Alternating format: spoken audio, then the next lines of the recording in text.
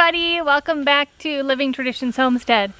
Kevin and I have something fun to do today. We're gonna go to the neighbor's house and pick some more pears and see what we can do with them in the kitchen. It's gonna be fun. We picked a couple baskets full over the weekend while Sarah's dad was here visiting, but we didn't take a ladder along with us. So today we're gonna take a ladder, we're gonna go back and we're gonna try to get at least one more basket full so that we can get home and start canning them. There's just something about canning pears in the fall time that really makes it feel like fall is here. One of these years, the fruit trees that we have in our young orchard, one of these years they will start producing on their own. But until then, we're very blessed to have a neighbor that has a huge pear tree. She and her husband are older, their family has grown and moved away, and so they are so happy that we have a use for all of those pears. Right. Yeah, we can't wait till someday it's on our own trees, but getting them from the neighbor is the next best thing. So let's head up to the neighbors and fill up our basket. So there's the pear tree that they have behind us. Look how big that is. Holy cow. It'll only probably take 30 or 40 years for the trees that we planted to get that big. So we're excited. You guys, I cannot wait to show you how big the pears are that are coming off of this tree. Last year we picked some pears from here, but the pears were not as large at all. This year is a spectacular year. So we brought our ladder out because we've picked, and they've been picking some too, but most of the pears around the bottom have all been picked off. So it's time to get up a little bit and get some of those pears. So let's get up on the ladder and get picking. So look at the size of these pears. This isn't even a very big one for this tree, but these are perfect. These are gonna be awesome to can. And they're just at the right stage right now. They're not really soft, but they're not super hard anymore. They're just perfect. So we're gonna just go around the tree and see if we can fill this basket up from what we can get just off this short ladder.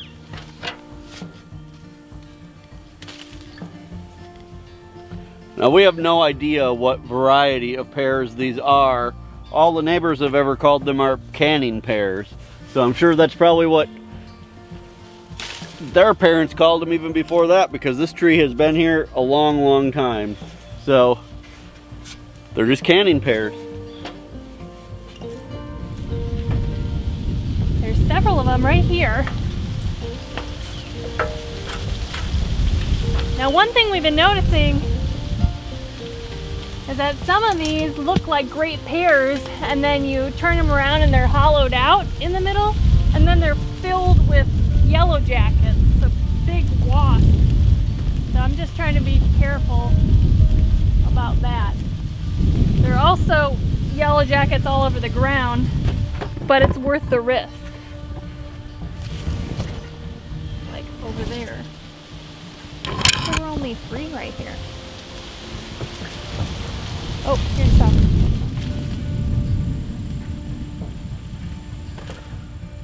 Yeah. These are gorgeous. Let me show you the size of some of these. Holy smokes. This isn't even that big. Let me grab another one. Look at the size of these. That is ridiculous. That's awesome.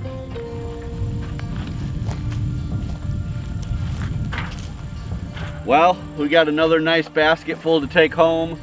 If we want more than that, we're gonna need an even taller ladder. And we may come back another day and get a few more even, but for now, we'll go home and we'll start canning the 3 baskets that we have. That's gonna be a nice start to some canned pears for the winter.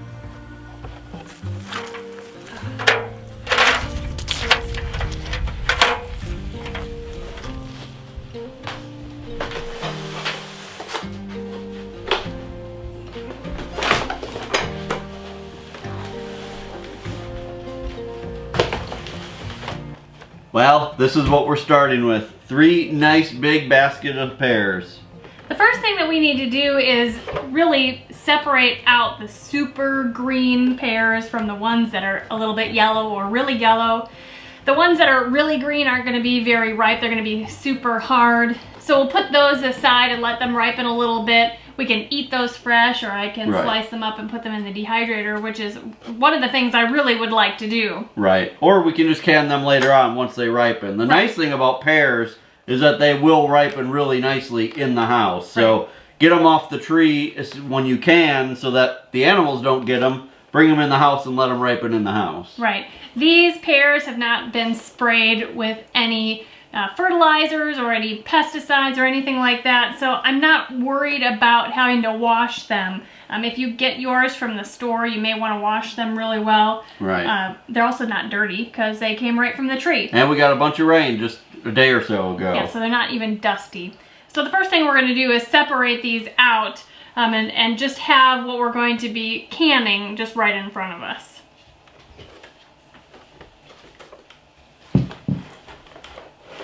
Look at that giant pear. Yeah, those are amazing. One thing that we've learned is that when you're canning pears, you don't want them as ripe as if you would just eat them fresh. You don't want them so soft that they're gonna fall apart in the canning process. When they're soft like that, they're awesome for eating and they're super juicy. Juice is like dripping off your chin. But for canning, you want them a little bit on the firm side. Not super hard, but just a little bit on the firm side. Not crisp like an apple, but still pretty hard. So this is the amount that we're going to start with today. It's not everything by any means, but we're going to see how this goes, and then maybe over the next couple of days as the other pears that we have in the baskets ripen, we can do this again. Yeah, this probably ended up being one basket full of the pears, so yeah, that'll be a good start for sure. Yeah. So now that we have them all sorted out, we're going to split up the work. One of us is going to peel them, the other one is going to slice them. We're going to be dropping the slices into a solution that will keep them from browning. And my favorite solution to use is 1 teaspoon of citric acid to 1 gallon of water. So we'll just slice them in there and keep them nice and white until it's time to start the canning process. So that's what we're going to do now. Do you want to slice or do you want to peel? I'll peel. Awesome. So this is what we're going to put the slices into. I'm just adding 1 gallon of water. I spilled it all over the place. And then, like I said, I'm going to add 1 teaspoon of citric acid. Citric acid is something that if you do a lot of canning, you'll have on hand because of canning tomatoes. It's also a good thing to hoard for a rainy day. Absolutely. Now you can use lemon juice, but it's a different proportion. And lemon juice is expensive, so this is a very inexpensive way to do this, and that's why I like it. I'm just gonna mix this up here. And then we're gonna set it aside, and then we'll just put the pear pieces in there.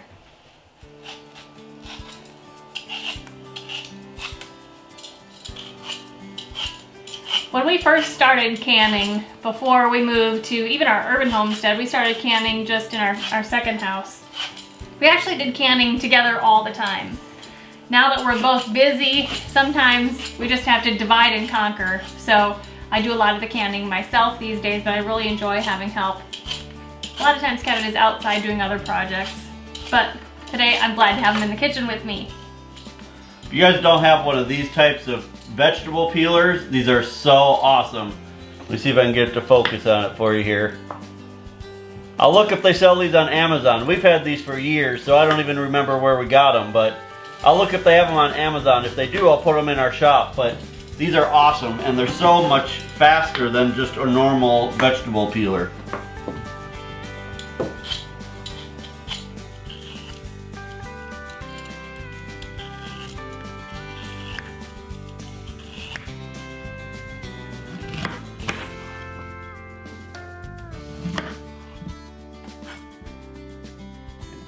So we peeled and sliced as many pears as would fit in this big stock pot.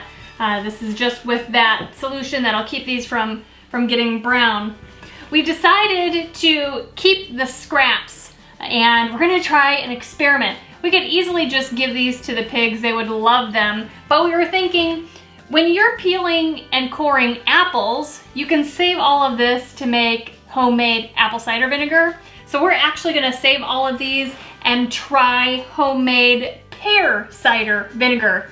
So we're gonna be doing that experiment in the next day or so, I guess. Right, and pretty much we probably need to start it tonight while these are still good. Yeah, and then at some point in the future, we will show you a video all about it, even if it fails. It should be the same process as making apple cider vinegar, except we have access to pears. Hopefully in the future we'll have our own apples once our trees start to produce, but for right now, hopefully this will be a good alternative. Okay, so now we need to get set up to start canning. The first thing that we need to do is make the syrup that we're gonna add into the jars. You can make syrup with lots of sugar or hardly any sugar, and we're actually gonna be using an ultra-light sugar syrup that only has a half a cup of sugar per 5 cups of water. So we're gonna do that first and get it boiling on the stove. Yeah, these pears are so sweet, there's no need to add a lot more sugar. So we want to try to keep it as healthy as possible when we open them up throughout the winter. So I need to figure out how much syrup I need. I don't really know how many pears and how many quarts of pears I'm gonna end up with, but my canner holds 10 quarts, so I'm just gonna plan for 10 quarts. I would rather be over-prepared than under-prepared, so that's what I'm gonna do. Okay, so each quart of pears, you should plan for adding 1.5 cups of the syrup. So for 10 quarts of pears, I need 15 cups of syrup. So I'm just going to make this easy, put in 1.5 cups of sugar and 15 cups of water. Now I'm using organic cane sugar from Walmart.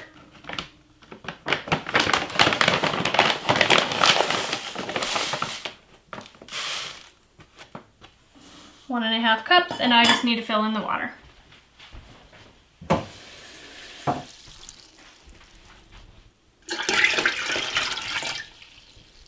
Okay, now I'm just gonna stir this up.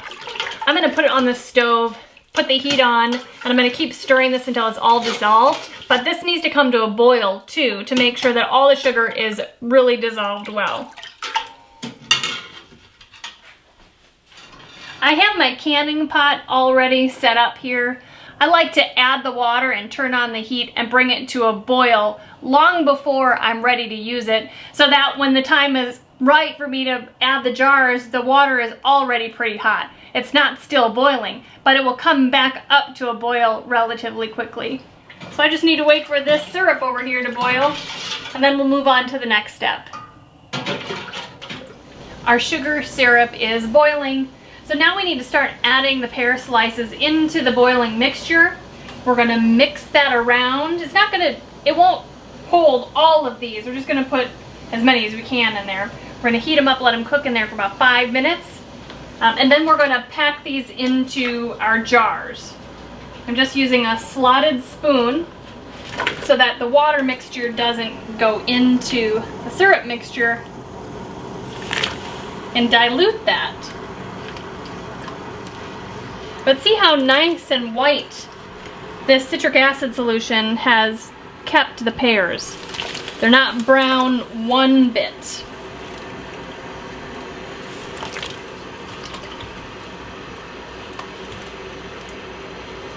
I'm hoping to put half of these pears in here, cook them down, and then do the other half, so 2 batches. I think that's about half. Maybe I'll put one more big scoop in there. Okay.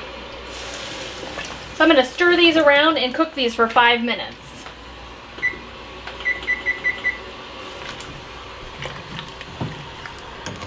Well, these have been cooking for 5 minutes, and now it's time to put some of them in jars. Because we're using a hot syrup, I've made sure to warm up my quart jars. I just put hot water in each of them to warm up the glass so they won't burst from the temperature difference between the cold glass and the hot syrup. So I'm just gonna dump some of these out. Start with 4. And now we can start filling these jars. I'm using a canning funnel, and I'm gonna start off with a slotted spoon to get these pears out of there. Now what we're doing here is called hot packing because the fruit that we're working on is hot. It's cooked a little bit. Rather than raw packing them.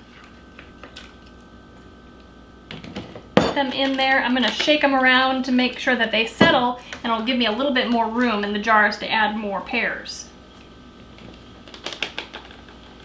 We want to fill these up with fruit until they're about 3/4 of an inch from the top, and then we'll backfill with this the syrup until the syrup is 1/2 an inch to the top. That's good. Now we're going to switch to the ladle and backfill with the syrup.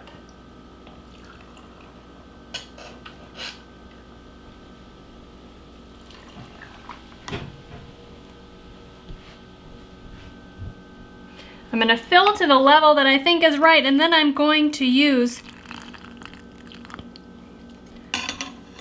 this instrument to poke down in there and get all of the air bubbles out. Okay. I'm going to check the level of the liquid to make sure it's 1/2 an inch from the top. It is actually just perfect. Then we're going to take a clean rag and wipe the rim to get any of that sticky syrup off of there. We're going to place on a lid and a ring and tighten that up to finger tight. Now I'm going to transfer this into my hot canner. Now the fire is not on my canner because I'm not quite ready to process, but I want to keep everything that's inside of here still hot. So I'm going to just keep them in there until all the jars are ready, and then we'll turn the fire on.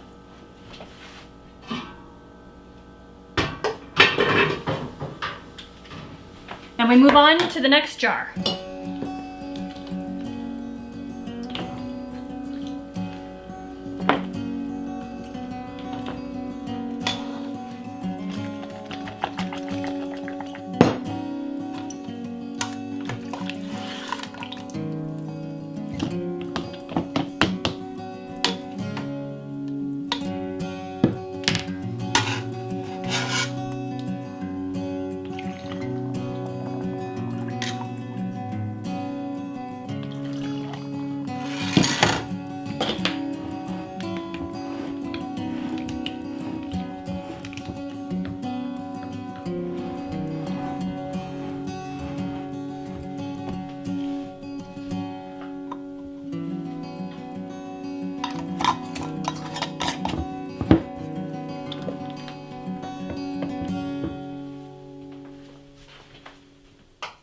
So the first batch made 4 quarts. Now this needs to go back onto the stove so we can add the rest of the pear pieces and get those cooking for 5 minutes.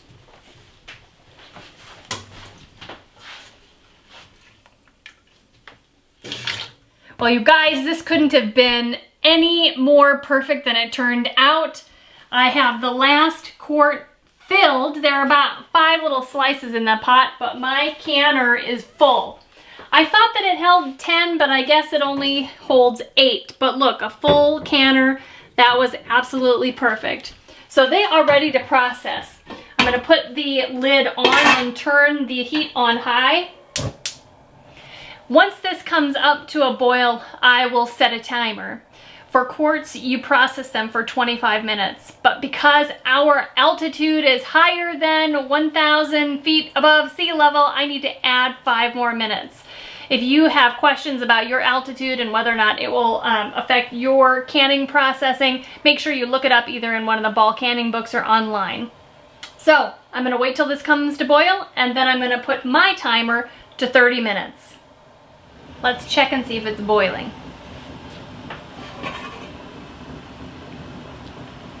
I think that's good enough to start the timer. So for me, I'm setting my timer for 30 minutes because of our altitude. There we go. While we're over here, I noticed that my favorite canning book is over here, and I wanted to show it to you. It is the Ball Complete Book of Home Preserving. It has 400 recipes and really good instructions about how to water bath can and to use your pressure canner.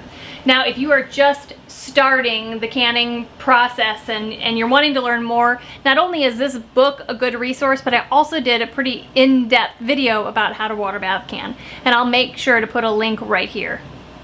Now, as soon as my timer goes off, I will turn off the heat and I will take the lid off for 5 minutes before I take the jars out. So I'll check back at that time.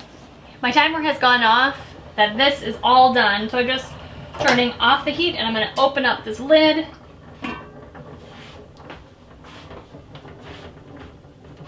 And now we'll just let it rest there for 5 minutes before we take them out of the canner. Okay, the jars are all done and they're ready to come out of the canner.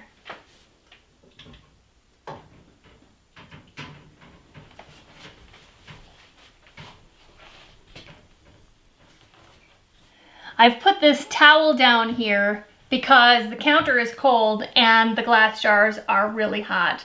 So there's a chance if you put them on the counter just the way it is, they could crack because of the temperature difference. So I've just put that towel down just as a precaution.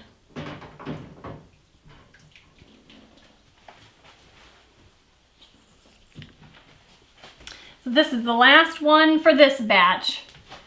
Now all of these will start making ping noises. That is when the lid suctions in. That is how you know it's a good seal. I'm gonna leave these on here on this towel on the counter, and I'm not gonna mess with them at all for 24 hours before I take off the rings, wipe them down, label them, and then put them on the canning shelf. Then they'll be good for at least a year, maybe 2 years, but I'm sure we'll eat these way before then. So you guys, I hope you enjoyed coming with us to pick some pears off the neighbor's tree, and I hope that you learned something as we canned these pears. We're so glad to have you with us today on the homestead. If you're enjoying our videos and you're not a subscriber yet, please consider hitting the subscribe button. Also, the very best way for you to help us here on the homestead is to share our videos and our channel with other people who you think might enjoy it. Until next time, thank you so much for stopping by the homestead. Take care and God bless.